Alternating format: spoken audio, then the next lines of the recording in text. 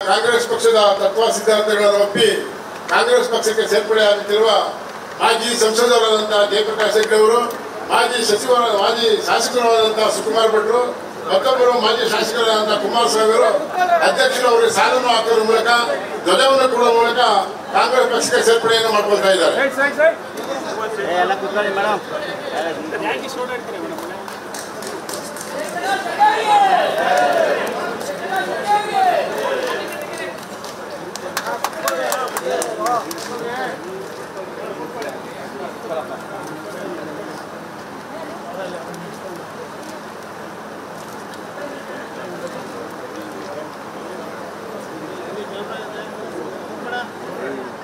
ಅಣ್ಣ ನೀನು ಡೌನ್ ಆಗೋಣ ಈ ಟೈಮಲ್ಲ ಹೋಗೋದೇನ ನಿಂತ್ಕೋಣ ಅಲ್ಲಿ ಲೈವ್ ಪಂಚ್ ಆಗಿದೆ. ಬನ್ನಿ ಬನ್ನಿ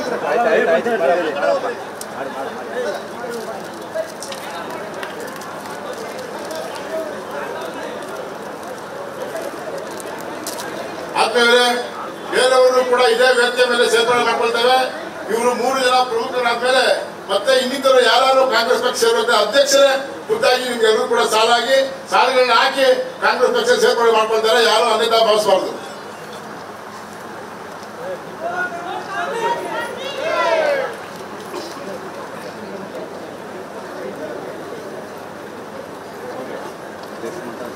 ತಮ್ಮನ್ನು ಉದ್ದೇಶಿಸಿ ಜಯಪ್ರಕಾಶ್ ಹೆಗ್ಡೆ ಅವರು ಮಾತಾಡ್ತಾರೆ. ಅದಾದ್ಮೇಲೆ ನಮ್ಮ ಸುಕುಮಾರ್ ಶೆಟ್ಟಿ, ಆಮೇಲೆ ಕುಮಾರಸ್ವಾಮಿ.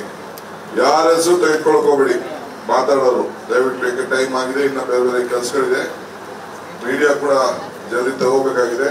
ಜಯಪ್ರಕಾಶ್ ಅವರು